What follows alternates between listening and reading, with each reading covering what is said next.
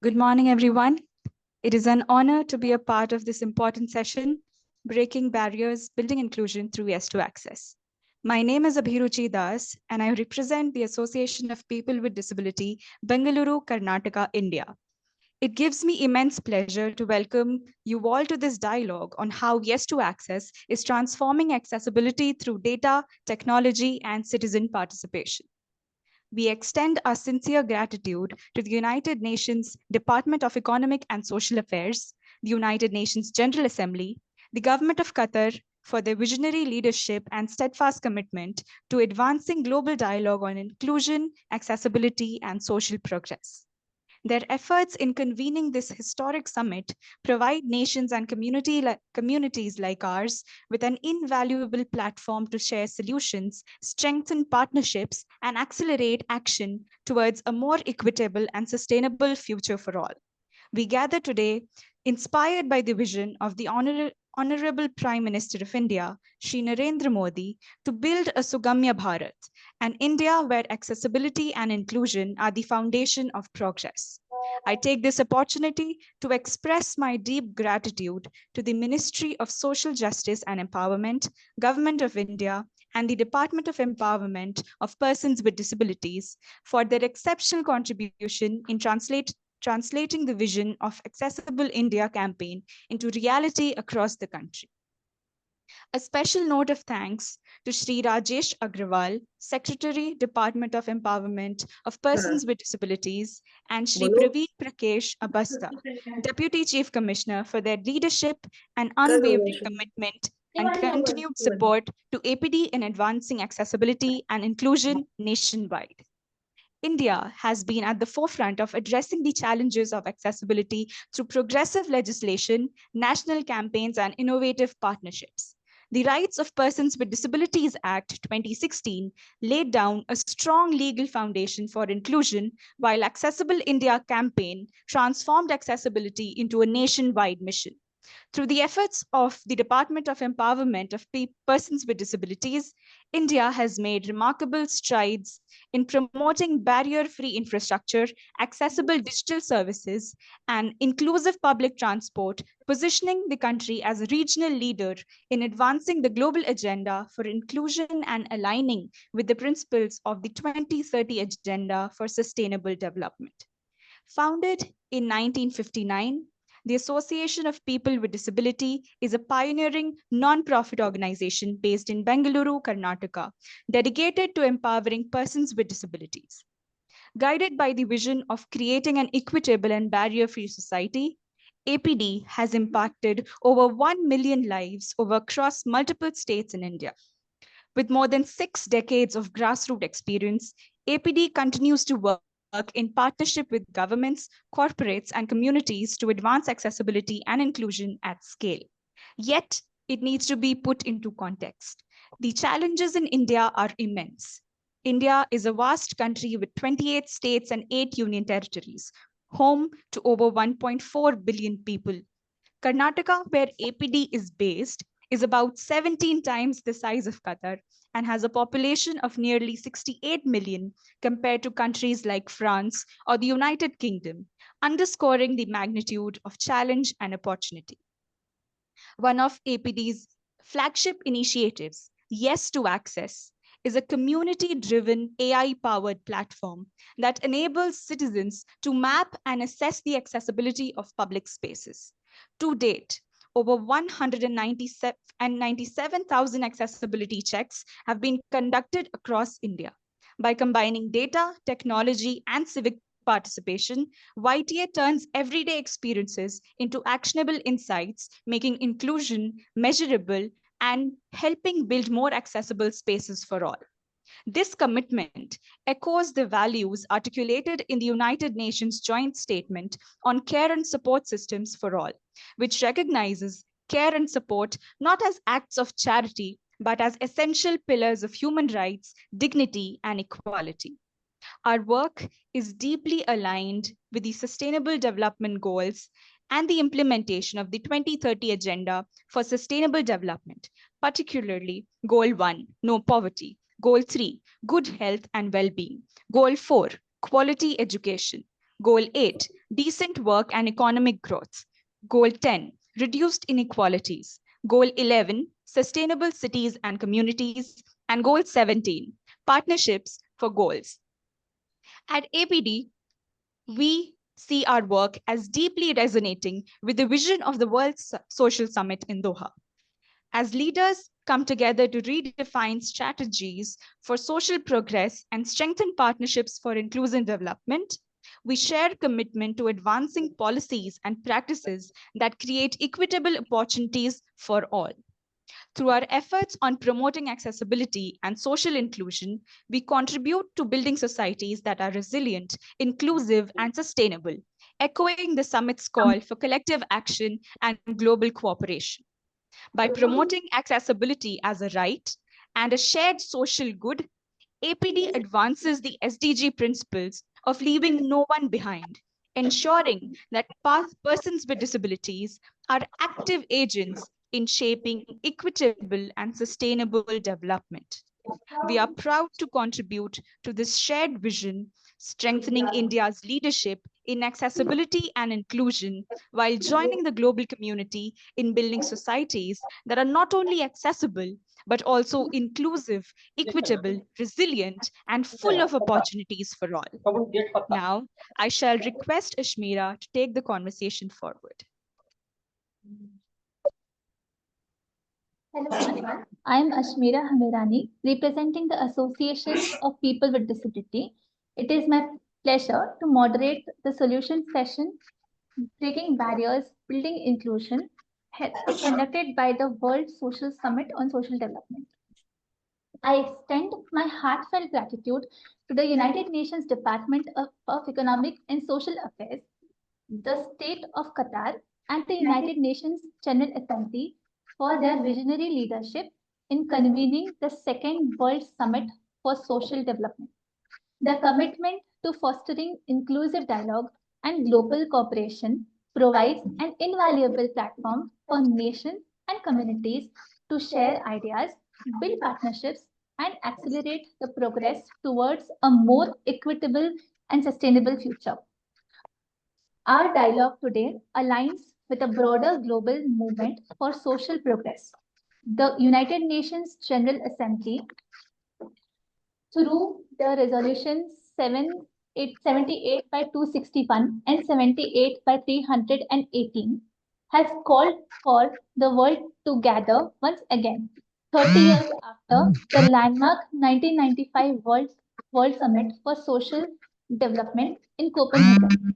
It was an important moment when 186 countries came together to affirm that people must be at the center of development. The summit set 3 core goals: eradicating poverty, expanding productive employment, and fostering social integration, recognizing that economic growth alone cannot ensure human well-being. That historic commitment to inclusion and equity continues to guide our collective efforts today, and the Second World Summit builds on that legacy to renew our shared commitment to leaving no one behind. Today, we are here to speak about accessibility, a principle that is so fundamental to social inclusion. Yet, for many years, the lack of structured and comprehensive data on the accessibility of public spaces made it difficult to plan, prioritize, and monitor progress effectively. While policies and programs have laid a strong foundation for accessibility, there was need for a practical, scalable, and participatory way to understand how accessible our public spaces truly are. At the Association of People with Disability, our work on the Yes to Access began with a simple but powerful question: how can we make accessibility measurable, visible, and actionable?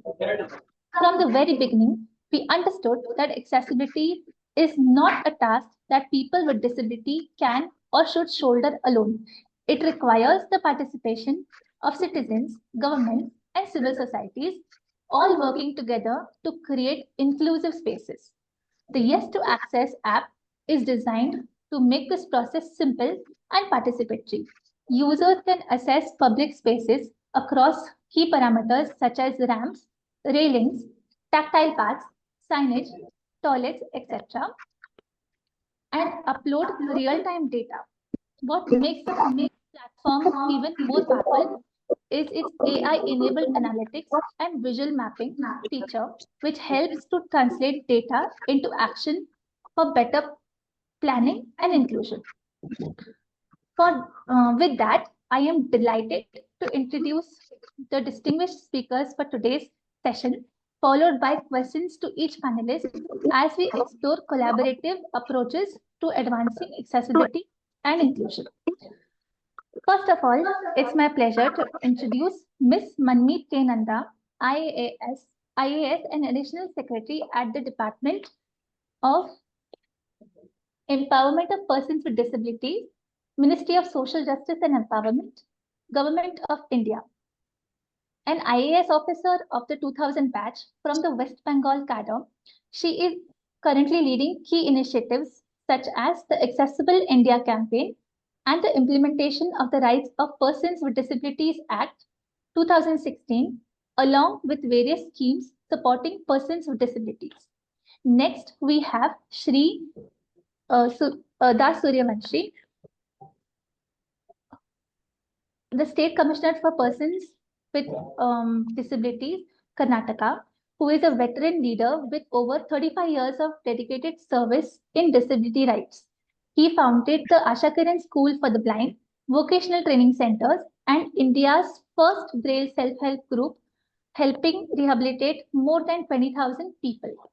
Under his leadership, Karnataka has made remarkable strides in disability empowerment, implementing innovative programs for education, rehabilitation, and inclusion. Known for his swift and impactful decisions, he is a lifelong champion for justice, equality, and empowerment for persons with disabilities. Last but not the least, we have APD's own Mr. Jacob Kurian, a visionary leader whose journey spans some of India's most respected brands. He began his career with the Tata Group, where he helped shape the growth of Titan and led the transformation of Tanishq into one of India's most loved consumer brands. Later, as a partner at New Silk Route, he brought his strategic insights to building sustainable businesses across sectors. Today, as the Honorary Secretary and Trustee of the Association of People with Disability, Mr. Kurian has been a pillar of support championing the rights and inclusion of persons with disabilities. He also conceptualized the Yes to Access initiative, a citizen-led effort to make India a truly accessible for all. Without further ado, I would like to ask the first question to Ms. Nanda. Ms. Nanda, Sugamya Bharat Abhiyan has been a landmark step towards making accessibility a national development priority. Over the years, the mission has evolved from focusing on physical infrastructure to embracing accessibility as an inclusive cross-sectoral theme, one that connects governments, technology, and community participation. In this context, what would you identify as the key takeaways or learnings from the Sugamya Bharat so far, which have brought together states, local bodies, and citizens in a truly federal participative spirit? And looking ahead, how can community-led technology-enabled platforms like Yes to Access further strengthen the vision by making accessibility a shared social commitment rather than just a policy goal? Thank you, Ashmira, and such a good morning to everyone. It is indeed a pleasure to join this dialogue on accessibility, inclusion, innovation, and to share India's journey so far of making accessibility not just a policy, but a people's movement.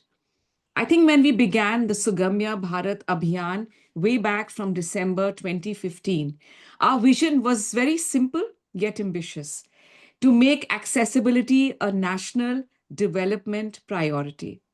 And I think in its early phase, the mission focused on basics, building infrastructure like ramp, handrails, lifts, textile parts, accessible toilets. But over the years, this very journey of Sugamya Bharat has transformed into something much deeper, a cross-sectoral accessibility ecosystem that connects governance, technology, and community partners.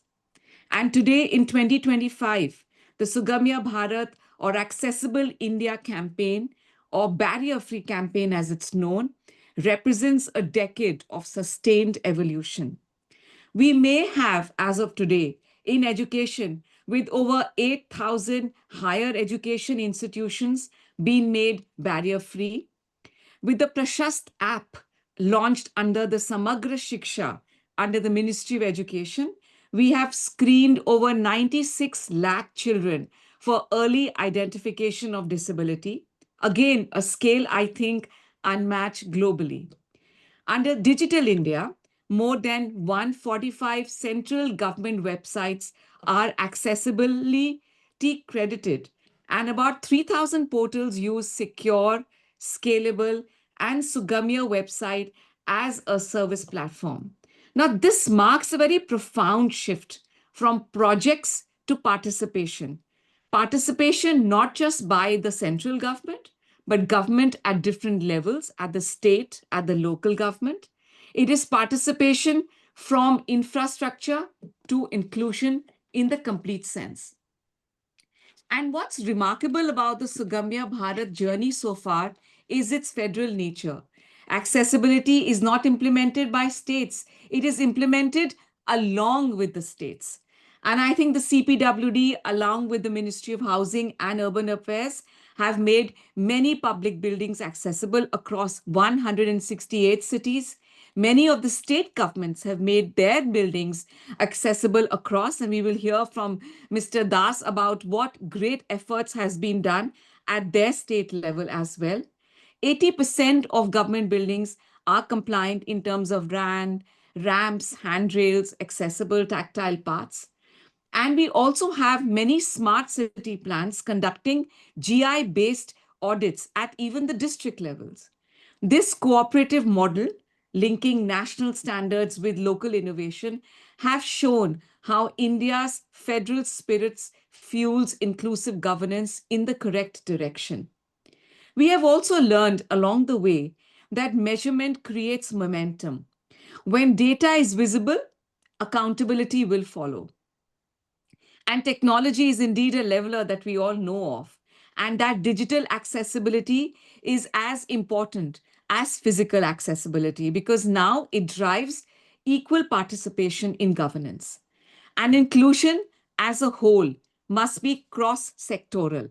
It touches how we learn, how we move, how we can bank and communicate. And yet, there are many challenges that remain. We need more trained accessibility professionals. We need a consistent maintenance of retrofitted structures. We need all physical infrastructure to be born accessible. And above all, and most importantly, a cultural shift from sympathy to systemic inclusion. Accessibility today for the government of India is not an add-on. It is a governance benchmark. Many branches across the country, lakhs of our ATMs are now Divyang friendly, PWD friendly. The 108 airports in the entire country have accessible toilets, signages, tactile floorings. The Indian Railways have provided accessibility across more than 6,000 stations. Heritage monuments are becoming more and more inclusive with the Archaeological Survey of India. Ma'am, thank you Yes. so much, ma'am, for your valuable inputs. Because Okay. of paucity of time, I will have to take the next question. But thank you Sure, so much for sure, sharing a sure. wonderful insights on this on the Sugamya Bharat campaign. So as Thank you. Ms. Nanda has rightly pointed that Sugamya Bharat Abhiyan today involves the connecting technology with governance. It is a people-driven movement, and data is very important. The collection of data will facilitate more changes in and help us to make the environment help us to make the environment inclusive. So I would like to understand from Mr. Kurian. Mr. Kurian, as the Honorary Secretary of the Association of People with Disability, you have been deeply involved in the reimagining how accessibility can be addressed through collective efforts. What was the thought process behind the conception of Yes to Access? How did a Association of People with Disability envision using technology and citizen participation to turn accessibility from a policy goal into a people-driven movement aligned with the spirit of the Sugamya Bharat Abhiyan? Thank you, Ashmira. As you had mentioned in the introduction, the Association of People with Disability has been working for people with disability for over 6 decades. And the one significant barrier that all people with disability face across their life cycle, whether it's a child going to school, trying to stay in school, whether it's a young adult trying to stay in the workplace, one significant barrier is the problem of accessibility. So if children go to a school and the school is not accessible, they find it hard to stay in school. If the toilets in the school are not accessible, that becomes another reason to drop out. The buses they take to go to school and back are not accessible, so that adds a further hurdle, and so on into the workplace. And in our own data, we found that a large number of people we were placing into the workplace were falling out of the workplace for this reason. But the problem seemed too large, too huge, and too daunting. Even when we talk to persons with disability about, is this a barrier that you want removed? Their response was, well, how can such a large problem be dealt with? And when we looked at manual ways of doing this with groups of auditors, etc., both accessibility auditors were scarce, the time it took was too long, and finally the report went into somebody's drawer and was not available to anybody else.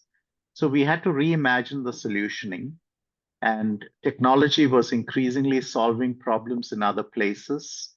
And we being in Bangalore, which is the Silicon Valley of India, we challenged ourselves to find a way to use artificial intelligence and camera vision to enable a basic phone to be able to do the audits that an expert auditor would do. This information is uploaded to a cloud that then places it on a map, and then the map is available so that if you're a person with disability, you can go ahead and find accessible locations and what barriers you are likely to face before you get there and face a barrier.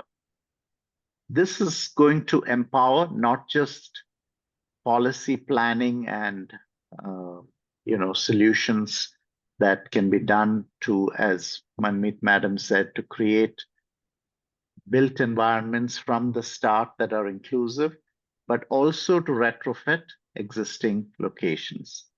So the other dimension which is different was, given the acute shortage of accessibility auditors and the limitations of the NGO world, we said we must get ordinary citizens to participate in this movement. And that has been the other moment that has been really gratifying. So we've now created a 3-way partnership. The government at the center with their Sugamya Bharat Abhiyan, which aligns perfectly with the Yes to Access goals. The state governments in various states who actually have to implement at the last mile where citizen meets the state, and the broader community of Indian citizens, many young and old, who are given an opportunity now to do something to create a more inclusive India. So that was the dream, and I'm very pleased to say that today, that dream is increasingly becoming a reality and a model we want to share with the rest of the world, which is why we are at this conference today. Thank you, Mr. Jacob, for that wonderful insight into the whole journey of the Yes to Access. It's truly inspiring.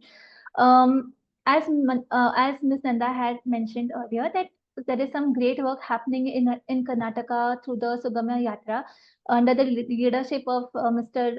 Suryawanshi. So my next question to Mr. Suryawanshi would be, um, as the State Commissioner for Persons of Disabilities in Karnataka, you have played a pivotal role in advancing the goals of the Sugamya Bharat Abhiyan at the state level. The recent Sugamya Yatra has been a remarkable example of large-scale collaboration, mobilizing districts, communities, and citizens to assess accessibility across thousands of public spaces with more than 1,73,000 audits with the Yes to Access app across Karnataka.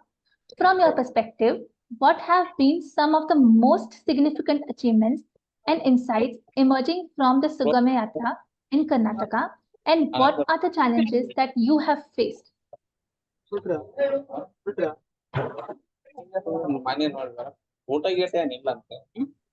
Namaste, and it is my privilege to represent the state of Karnataka.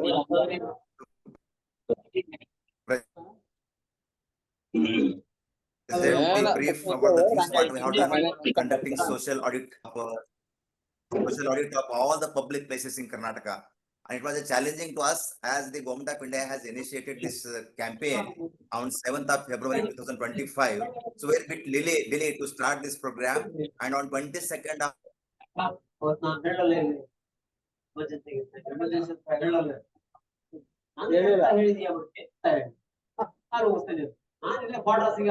Can we request everybody to be on mute, please? Mr. Chanappa, can you please please mute your we mic? have appointed 7,000 disabled persons in Karnataka. Not audible? Yeah, now you're audible, sir.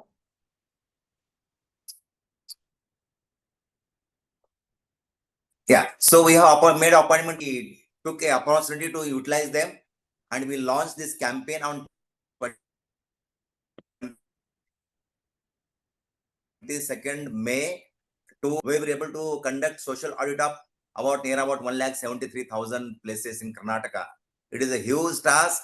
Every alternate day, we were having the virtual meetings and following up with all the district officers. And if there are any errors and any problems, we were doing the follow work and we were solving their problems. Infall was there, but we took as a war food basis this campaign, and we able to do about so huge number of social audit in Karnataka. It was difficult task for us, but we were able to make it possible with our dedicated workers.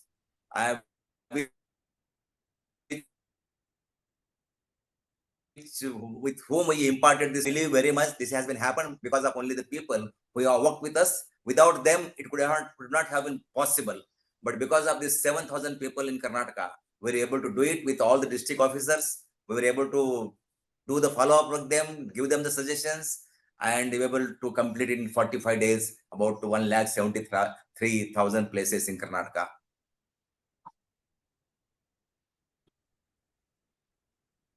Thank you so much, sir, for sharing your experience. It just shows how large-scale government collaborations can make a huge difference with initiatives like the Yes to Access app.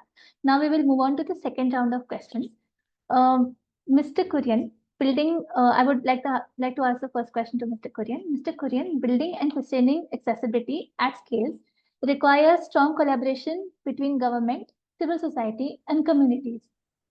From the APD's experience through the Yes to Access, what have been some of the key learnings in building partnerships with government bodies and local communities to scale accessibility initiatives across India? Thank you, Ashmira. The size and scale of India is so vast as a geographic space that it is impossible for any single organization to try and do any kind of national movement without the active collaboration both of the central government and of the various state governments in the country. Now, APD has not really had a lot of experience working with the central government, and we were very tentative about what the response would be like when we reached out to the central government. But it coincided with the central government's own drive to create a Sugamya Bharat. And the elements that we designed were in perfect alignment with the vision of the Prime Minister that is being executed by the Ministry of Social Justice and Empowerment. And in the central government, we found willing partners like Madam Manmeet, who is actually at this conference, even though today is a national holiday, Mr. Rajiv Agarwal, who is the Central Secretary, who understood immediately the value that the app produced for them in terms of their own traceability of various accessibility initiatives. Mr. Das was again a champion. He jumped on this opportunity to actually collaborate and drive this through the government system, through the workers that they have in the field to achieve scale. So we are actually so encouraged to hold this up as a true example of public, private, social sector, and citizen collaboration. We have so many young citizens in the country who say, I want to do something, but I don't know what.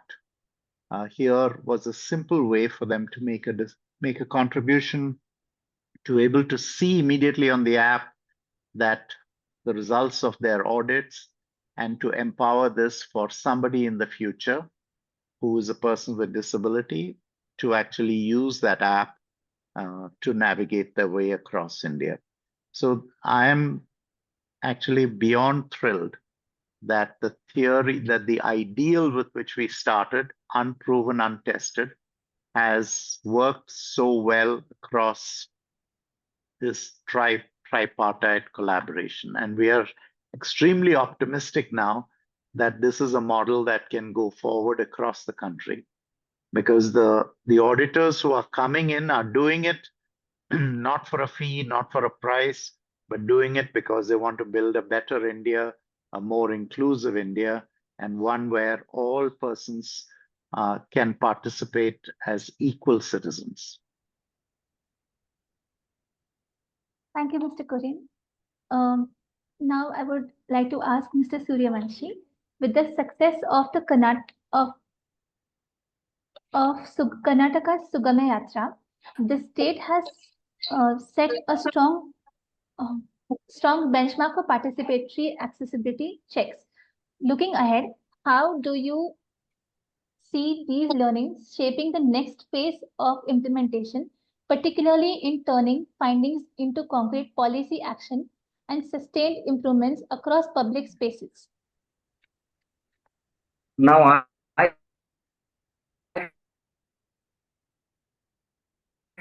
feel very strongly developed by the APD, and that has been utilized very larger scale in Karnataka. And definitely, we are very proud to present these things what we have done in the state of Karnataka in India. Now, APD has a very vital role, as I am told that they have prepared 2,600 pages of itemized breakup, village-wise expenditure, what it is to be proposed, village-wise, block-wise, district-wise, and state at large time, so that we can make a representation before the government that this is the expenditure we required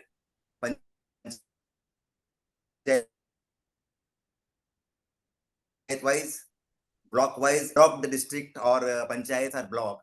So that is what I am feeling now very much, that APD has to prepare a item wise breakup expenditure required for the successful making barrier-free environment in state of Karnataka at large. Thank you, Mr. Suryawanshi. This sounds like a wonderful plan, and we would be more than happy to collaborate with the government and see how this can be taken forward. To So, Ms. Nanda, as you are aware that we have been chosen by the World Social Forum because we have presented the Yes to Access as a scalable solution for social inclusion.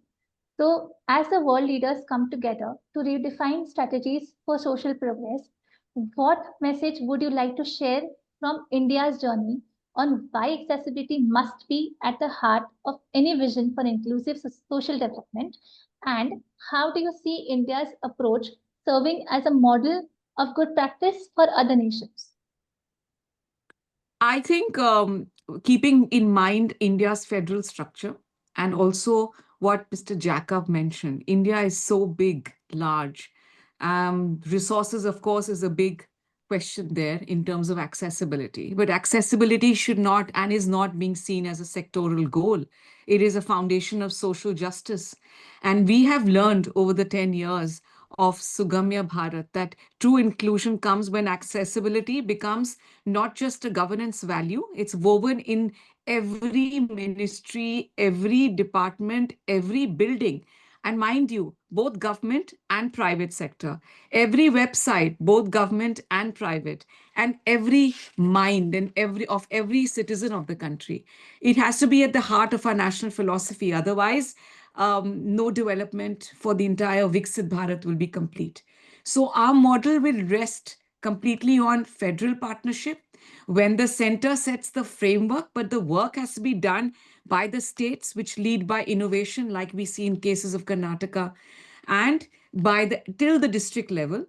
Technology as an enabler, as we have seen how the Yes to Access app has shown an AI-based powered accessibility, real-time citizen feedback would help, and community ownership, where citizens should take ownership of accessibility. It should not just remain the work of a railways department or the work of an urban department, nothing.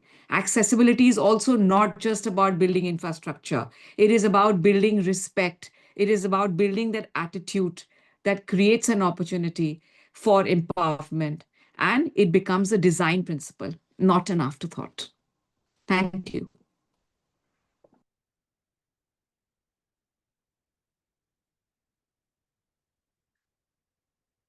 Ashmira, you're on mute. Ashmira, you are mute.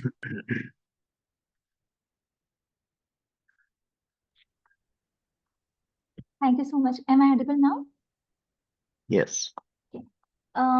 Thank you so much, ma'am, for that wonderful insight. And I would like to thank all the panelists for sharing their experiences on accessibility and how important it is to in every aspect of life, especially the point where ma'am said that accessibility should be a part of all government departments and movements like this should be citizen-led. So basically, if everyone participates, is only when we can achieve the goal of universal accessibility. Also, shift in mindset is very, very important because unless a cultural shift happens, no matter how much infrastructure is accessible, it's like basically a place can be completely inclusive, and that's very, very important. I would also invite the audience here today, national and international, to collaborate with the Association of People with Disability to make more and more places accessible. Because we firmly believe at APD that unless there is citizen participation, we will not be able to achieve the goal of universal accessibility. And we would be more than happy to partner with organizations nationally and internationally for the same. Now I will hand over to Abhiruchi for question answer session. Hello, everyone again. We'll proceed with the question answer session. The very first question I'd like to take is for Ms. Nanda. One of our participants asks, what is the Government of India planning in respect of accessibility in terms of Indian Railways and their functioning? And would you like to answer that? Sure. We have been interacting with the railway department for a very long time. And I do believe, considering the length and breadth of our country, there are about 8,000 railway platforms that we are talking about, railway stations. I think platforms are far ahead. And there are, even today, in spite of all the efforts that the Indian Railways has done towards accessibility, there are platforms whose platform length needs or height needs to be increased. The new platforms are going to be constructed at least a minimum height of 1200 height. But there are platforms which are still very low, and it is physically not possible to increase the height of it because of space constraints or the issue of engineering related to the rail network that has already been placed. There would be a question of putting it in terms of use of temporary ramps at a slope with equipped warning signs to ensure a smoother and possibly, as far as possible, an independent wheelchair access without excessive gradients. There has been an effort by the railways to ensure non-slip, non-reflective flooring. There are the new Vande Bharat trains, and I see in the chat you have mentioned about some parts of those trains also not being very accessible. But still, we are at least designing those trains within our country. Those are made in India. The width of the doors have been increased so that a wheelchair person can be pushed into it. There is a lot of effort that still is going to be required. There will be requirement where lifts as an additional support, as a supplementary would be required, a mechanized stem climbing equipment. All these have been planned, including the level boarding and gap fillers between the train and the platform to reduce it, to create some kind of rubber platform fillers that can support wheelchair passengers, ensure safe boarding. And in the meantime, also having mechanized boarding ramps and portable ramps, which are already used probably in Guntur in Andhra Pradesh, and certain aisle chairs to assist boarding when platform heights are extremely different and vary with the train heights. I am accepting that there is a lot to be done, but there is a lot that is being done slowly and slowly. And of course, budget constraints, time constraints, area-wise constraints are something, but the railways are well entrenched with the problem, have taken up accessibility in a big way in their future and present railway infrastructure build-up. And I hope to see a more accessible Indian railways in the future for all of us to use. Thank you.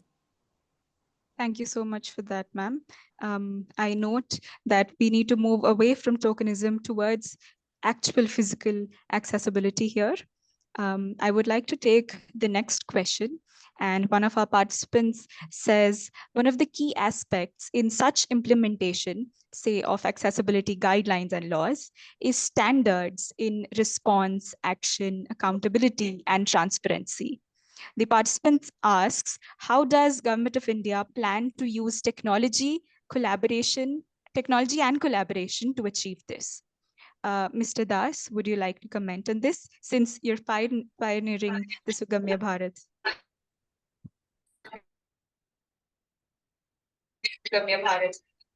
Yeah, that is what I told earlier too.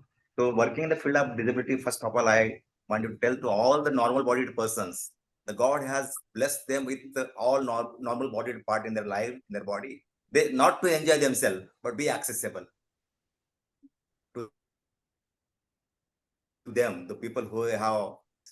So that is what, if it is done, we can see the entire Bharat, entire country will be like a heaven for the disabilities. So it is not a appointed duty or it is a mandate, but it is a call from the superpower who has created. So if that is being done with the commitment, dedication, God has blessed me with accessible. If this is being done, and if this message is being reached to the every individual of this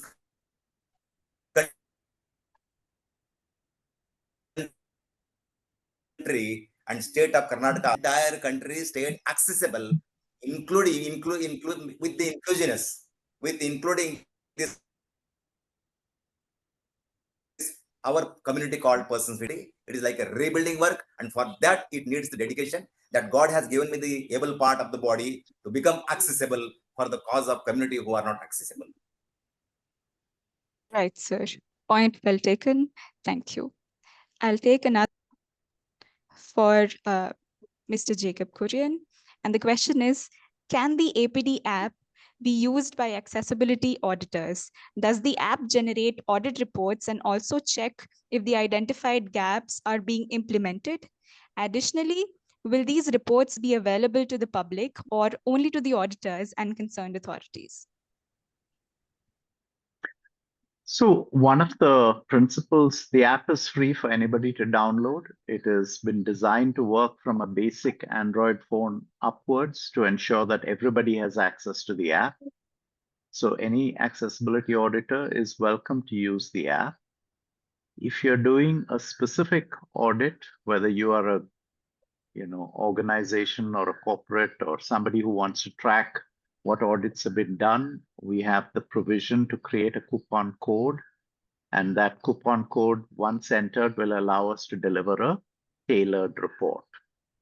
The one critical design element in the way we conceived of this thing was that whatever audits are done, that data is made public on an app and on a Google Map layer in the app. When somebody modifies it, okay, if somebody changes the accessibility parameters in terms of building or rectifying or remedying one of the challenges identified in the audit, then we take the most recent audit. So it's possible for somebody to look at the audit, recommend corrections. Those corrections, when interpreted, can be re-audited so that the most recent updated information is provided to the users of the app, who may not be auditors, but who may be users of the app.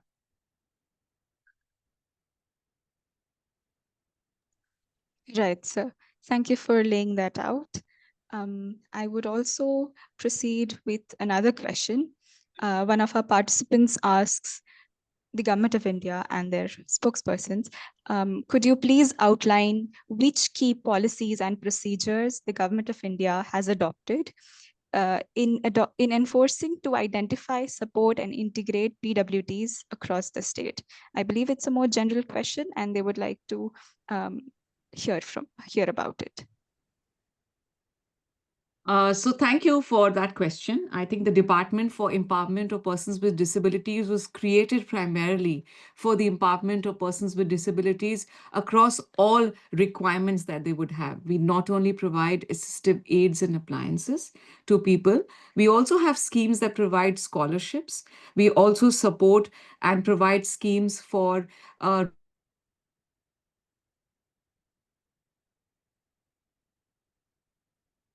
certain kind of disabilities and do not find place in schools or are not allowed to be a part of the inclusive school program.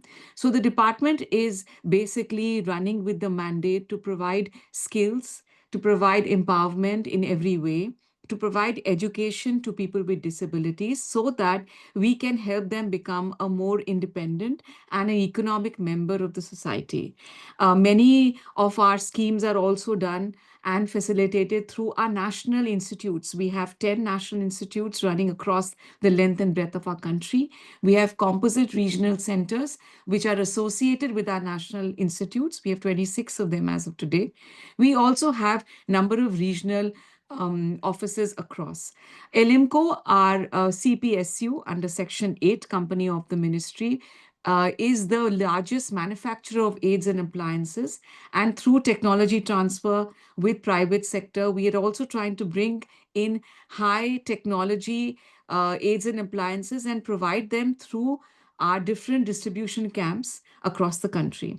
We also run something known as Pradhan Mantri Divyasha Kendras, which are one-stop shop solutions where not only these aids and appliances are given, but there is a rehabilitation that can be provided at these centers.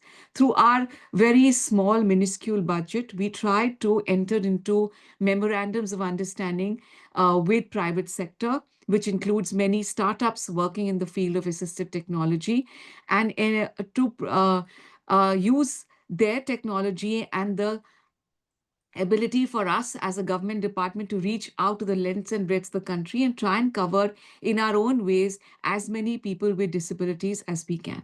Our efforts are many, and we would require the help of all state governments and other local bodies along with private sectors. And we, like, for example, have partnered with Yes to Access and APD and have taken out and used this app, for example, to conduct social audit across the entire country.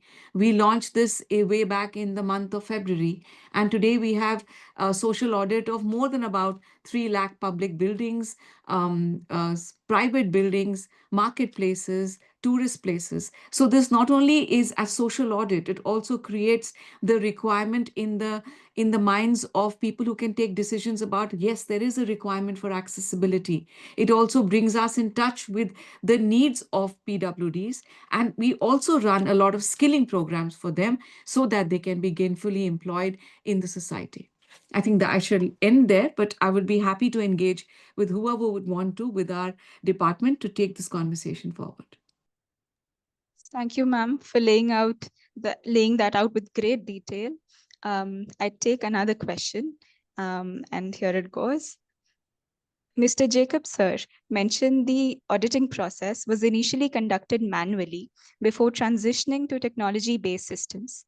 Could you please elaborate on the mechanisms or tools that were utilized apart from YTA app and the policies and regulations that the APD had to comply with?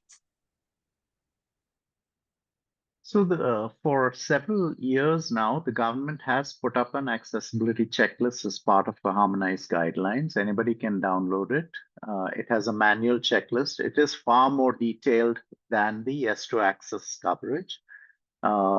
You can go and manually fill that thing and arrive at an audit outcome, but it requires some basic accessibility audit expertise. What we did with the app was to democratize it. Okay, we said, okay, let's focus on some critical elements instead of an extremely long checklist. That decision came out of physical accessibility audits that we had done, where when we finally gave the report, the person who had initiated the audit just said, oh my God, it's just too much. And people get, daunted by the amount of modifications and remedial actions they take. So we see this as a journey. If we can we are focused on certain critical elements that came out of focus groups with persons with disability, prioritize that in the app.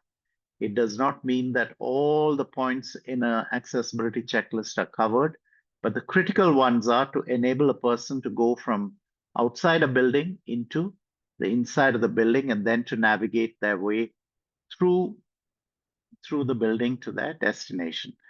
So the manual process is certainly available. Lots of people around the country are using it. It is far more comprehensive and detailed. However, the Yes to Access allows ordinary citizens with no expertise, but just a good intent to start to, create this map layer by layer. Okay, so that's the essential difference between the two modes of. Very importantly, the data that the Yes to Access creates, okay, is digital. And so as Mr. Das said earlier, we can analyze it, we can slice and dice it for whoever wants to look at it, policymakers, town planners, smart city organization, and we can do with digital information a lot more than we could do with a manual sheet. The second thing, as I had mentioned earlier, it makes it public. Our hope is that if your favorite restaurant, your favorite theater, your favorite bar is not accessible, that citizens, both abled, elderly, and disabled, will actually start to put pressure on them to start to become more inclusive. Okay, so it's not about compliance, which Indians have a tendency to object to legal rules, but it is about creating a more inclusive space, a more welcoming space, and surely that is something that nobody would object to. Right, sir. Thank you so much, especially for the reality check. As we conclude this dialogue at the Second World Summit for Social Development, we reflect on a powerful truth that social progress begins with inclusion. The summit's call to strengthen social cohesion reminds us that development is most meaningful when it reaches the last person in the room. Accessibility ensures that opportunities, services, and spaces are open to all, and that participation is not a privilege but a right. Accessibility is, at its core, an expression of care, independence, respect, and equality, as it enables autonomy while nurturing community and transforms inclusion from intention to action. Through the Yes to Access initiative, we have seen how data, governance, and citizen engagement can make accessibility a collective pursuit. Each accessibility check tells a story of awareness, collaboration, and empowerment. It shows how people and institutions can come together to create environments that are not only accessible, but welcoming and dignified for everyone. It is about recognizing that a truly developed society is one where each person, regardless of ability, can learn, work, move, and live without barriers. When we embed accessibility into education, employment, urban design, and governance, we are not just improving infrastructure, we are we are strengthening the social fabric and deepening the culture of care and participation. As we look ahead, let us carry this spirit forward. Let us continue to view accessibility as an essential part of social development and inclusion as the measure of true progress. When accessibility becomes universal, societies become stronger, fairer, and more compassionate.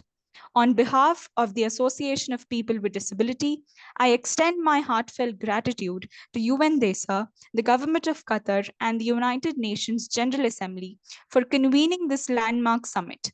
A special thanks to our distinguished panelists for sharing their insights, experiences, and ideas that continue to inspire and guide us towards a more inclusive future. Together, let us continue to break barriers, build inclusion, and shape a world where every person can participate fully and thrive with dignity. I thank all speakers for their valuable inputs. I thank the audience for patiently listening and engaging with intent.